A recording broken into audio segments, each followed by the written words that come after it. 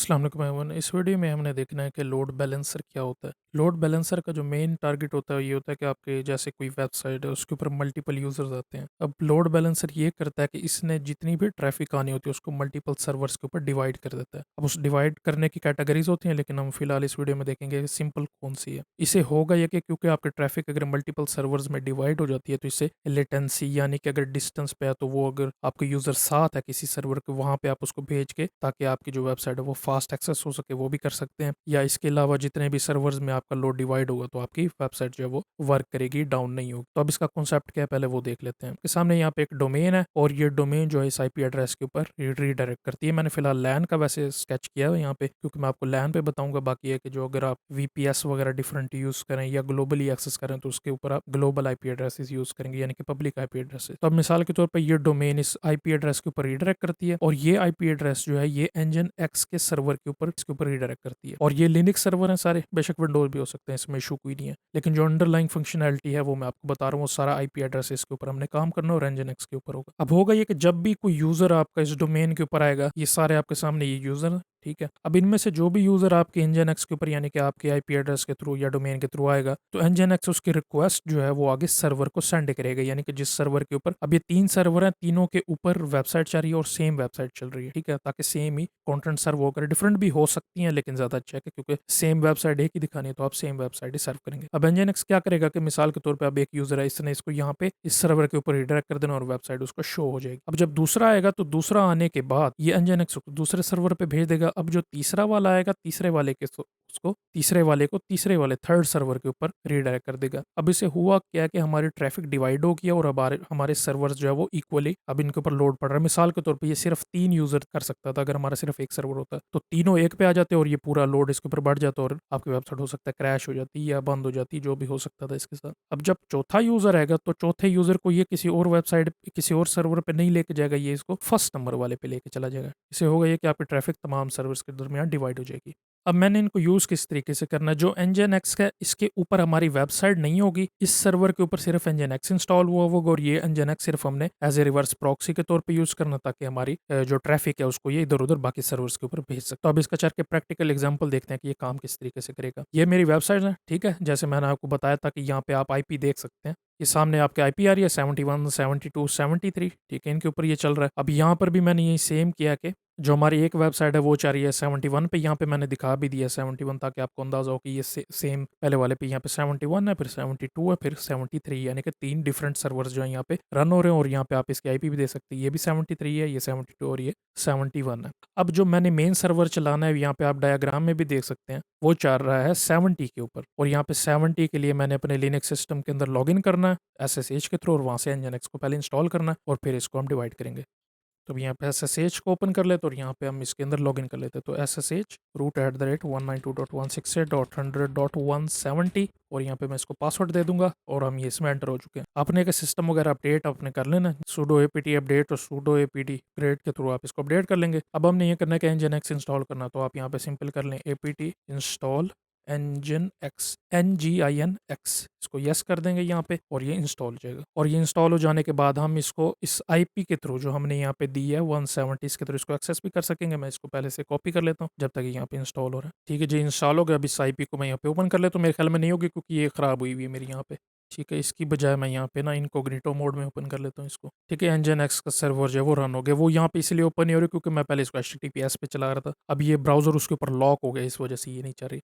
तो incognito mode के अंदर ये ओपन हो गई है। अच्छा, अब यहाँ पे आप देख सकते हैं कि ये डिफॉल्ट एनजिन एक्स का पेज आ रहा है। अब हमने ये करना है कि रिवर्स प्रॉक्सी जो है वो सेट करने। रिवर्स प्रॉक्सी का मतलब होगा कि ये खुद पे नहीं आने देगा, ये आगे अपनी आईपी एड्रेसेस के ऊपर भेज देगा। आपके पास कोई भी नेक्स्ट की ऐप हो सकती है और इसके अलावा रिएक्ट वगैरह की कोई भी व्यू की ऐप हो सकती है, तो उसमें भी आप सेम करते हैं कि ट्रैफिक को रीडायरेक्ट करते हैं, यानी कि रिवर्स प्रॉक्सी करते हैं उसको। तो अब हमने सेम यहाँ पे करना है। अब चल के इसको कॉन्फ़िगर करते हैं। पहले हमने ये देखना है कि कॉन्फ़िग में हमने लिखना क्या है, तो वो आप देखने के लिए आप यहाँ पे मेरे गिटहब के ऊपर जाएंगे, नीचे यहाँ पे इसका लिंक भी दिया होगा, ये Linux bash script and solution पे। इस पे स्क्रॉल डाउन करेंगे, एंड में जाएंगे, यहाँ पे nginx load balancer dot txt, ये सर्च भी कर लेंगे, यहाँ पे आ जाएगा। यहाँ पर ये जो पहले वाला पार्ट है ये हम यूज़ करेंगे नीचे, लेकिन अगर आप आगे एडवांस में जा रहे हैं तो उसमें आप ये नीचे वाला पार्ट यूज़ कर सकते हैं। सेम चीज़ें, बस ये थोड़े से ज़्यादा इसमें हमने ऑप्शन ऐड किए हैं। अब हमने करना है कि यहाँ पे आप देख सकते हैं कि पहले हमने यहाँ पे अपस्ट्रीम बैकएंड इसको सेटअप करना है सर्वर के अंदर हम यहाँ पे आईपी एड्रेसेस देंगे। ठीक है, फिलहाल मैं इसको पहले यहाँ से कॉपी कर लेता हूँ सिंपल, और फिर मैं आपको भी एक्सप्लेन भी करता हूँ कि ये है क्या। अब दोबारा यहाँ पे आएंगे, इसको ओपन करेंगे, यहाँ पे आपने उस फोल्डर में जाना जहाँ पे हमने फाइल एडिट करनी है, तो यहाँ पे हम ट्रैक कर लेंगे इसको nano slash etc slash engine x slash यहाँ पे साइट्स हाइफन अवेलेबल। ठीक है, और यहाँ पे डिफ़ॉल्ट। ठीक है, ये हमारी यहाँ पे सेटिंग हो गई इसकी। अब आपने ये ऐड कहाँ करना है, जो आपने कॉपी किया उसको यहाँ पे ना बिल्कुल ऊपर सर्वर के ऊपर यहाँ पे आके पेस्ट कर दें। अब ये कर क्या रहे, ये कर रहा है कि हमने अपस्ट्रीम बतानी है, यानी कि हमारा जो लोड बैलेंसर है वो इसके ऊपर काम करेगा। पहले अपस्ट्रीम आ गया, इसका यहाँ पे नेम आ गया, आप कुछ भी देना चाहे वो दे सकते हैं। फिर हमने बताया कि हमने लोड बैलेंस यानी कि कौन कौन से सर्वर पर ट्रैफिक भेजनी है, फिर हमने यहाँ पे सर्वर लिखा है, फिर यहाँ पे उसकी आईपी। अच्छा, आईपी के साथ अगर मिसाल के तौर पे किसी और पोर्ट के ऊपर चल रही है, मिसाल के तौर पे जैसे रिएक्ट की ऐप अगर वो 3000 पे चलती है, 8000 पे चलती है, तो वो भी आप यहाँ पे इस तरीके से कॉलन लगा के पोर्ट का नंबर भी दे सकते हैं। ठीक है, इस तरीके से आप रिएक्ट वगैरह या जितने फ्रंट एंड फ्रेमवर्क है उनको अगर आप सर्व करें तो उसको चेंज कर सकते हैं आप। ठीक है, हमारे केस में क्योंकि पोर्ट नंबर 80 के ऊपर है तो बाय डिफ़ॉल्ट ही चलती है, तो इसीलिए यहाँ पे इसको अब हमने ये करना है कि आना है हमने लोकेशन के ऊपर। लोकेशन पे आके यहाँ पे हमने जो है वो आगे वाली कॉन्फ़िगरेशन को कॉपी करना है हमने। यहाँ पे लोकेशन में सिंपल ये पहली 3 कॉपी कर लें। यहाँ पे आके इसको लोकेशन के अंदर यहाँ पे सेव करना है हमने। तो इसके स्पेसेस का ख्याल रखना है, यहाँ पे टैब नहीं देना आपने, जैसे ये दिया ना मैंने। ठीक है, यहाँ पे इसको स्पेस दे के इसको अलाइन कर लेना है, इसके नीचे ट्राई फाइल्स के बराबर।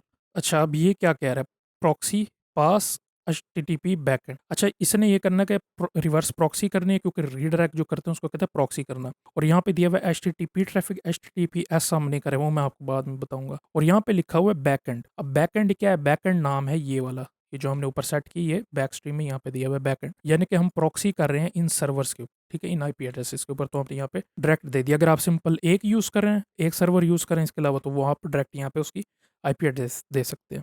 अब यहाँ पे आ गया कि होस्ट हेडर क्या है, कि यानी कि जितने भी होस्ट हैं यहाँ पे अपस्ट्रीम के अंदर बैकएंड वाली इनकी आईपी एड्रेसेस के ऊपर भेजेगा। और ये दूसरे वाला जो हेडर है ये चेक करेगा कि आपकी रिक्वेस्ट आ कहाँ से रही है, यानी कि 170 से आ रही है एंजन एक्स के थ्रू, तो इसको यहाँ से चेक करेगा और इंश्योर करेगा कि उसी आईपी के थ्रू इस सारी ट्रैफिक जो है वो इन होस्ट के ऊपर जो हमने ऊपर मेंशन किया बैकएंड। ठीक है, ये इसका सिंपल मतलब है। कंट्रोल एक्स सेव वाई, इसको एंटर कर देते हैं, अभी सेव हो गया। अब हमने ये करना है कि इसको रिफ्रेश भी करना होता है, यानी कि रिलोड, तो system CTL restart nginx, simple.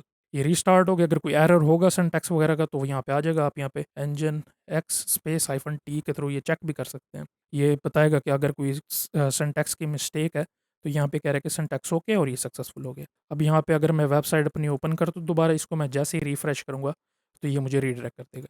ठीक है, ये देखें ये आ गया 171, इसको मैं दोबारा रिफ्रेश करता हूँ 172, दोबारा रिफ्रेश करता हूँ 173, लेकिन यहाँ पे आईपी एड्रेस हमारा सेम ही है और जो हमारे डोमेन के साथ भी यही आईपी एड्रेस होगा, यानी कि आपका ग्लोबल वाला।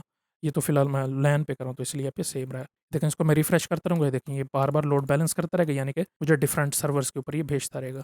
लेकिन यहाँ पे एक बहुत बड़ा प्रॉब्लम है, वो ये है कि ये एसेट लोड नहीं हुए। ये क्यों लोड नहीं है वो मैं आपको दिखाता हूँ। यहाँ पे राइट क्लिक करके इंस्पेक्ट में जाए, अगर आप यहाँ पे दूसरी वेबसाइट्स के थ्रू अगर आप इसको एक्सेस करेंगे ना, तो इसके अंदर यहाँ पे ये देखें ये डेबियन का लोगो आ रहा है यहाँ पे। लेकिन यहाँ पर ये इस वजह से नहीं आ रहा क्योंकि ये हमारी जो प्रॉक्सी हमने सेट की है उसके अंदर ये डायरेक्ट एक्सेस करने की कोशिश करे उसी आईपी के ऊपर।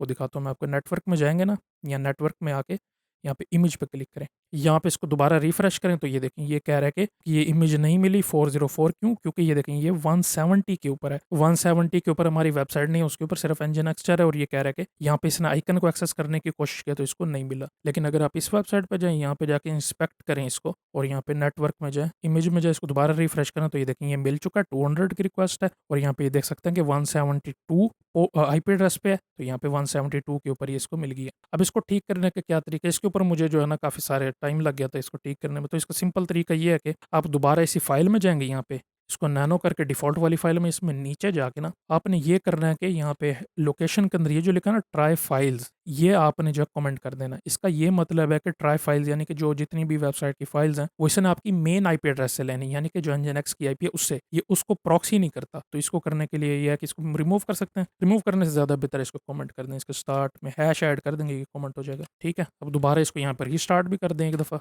रीस्टार्ट हो गया। अब मैं दोबारा आके यहाँ पे इसको रिफ्रेश करूँ अगर, तो ये मेरा लोगो ये देखें ये रीलोड हो गया।